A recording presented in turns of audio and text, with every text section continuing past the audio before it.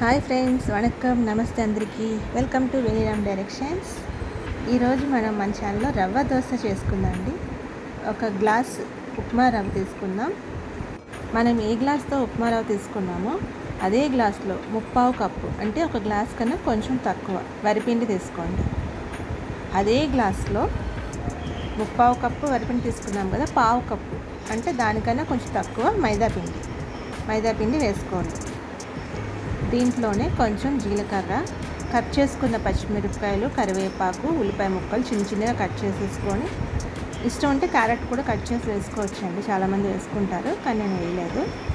అన్నీ వేసుకొని దాంట్లో సరిపడా సాల్ట్ వేసుకొని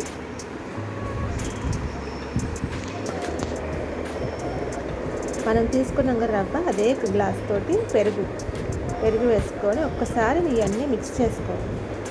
గట్టిగా ఉంటుంది, పర్లేదు, మిక్స్ చేసేసుకొని కొంచెం వాటర్ వేసుకొని మిక్స్ చేసుకోండి.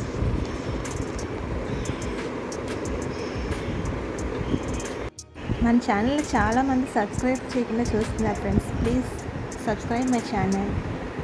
కొంచెం వాటర్ వేసుకొని, రవ్వ దోశకి మనకి పల్చగా ఉండాలి పిండి. సో కొంచెం వాటర్ వేసుకొని బాగా మిక్స్ చేసుకుంటే రవ్వ కొంచెం నానితే క్రిస్పీగా వస్తాయి దోశలు. ఇలా కలుపుకున్న తర్వాత వీడియోలో చూపిస్తున్నట్టుగా పలుచగా కలుపుకున్న తర్వాత ఒక 10 మినిట్స్ రెస్ట్ ఇవ్వండి. ఎందుకంటే రవ్వ నానితేనే బాగా వస్తుంది.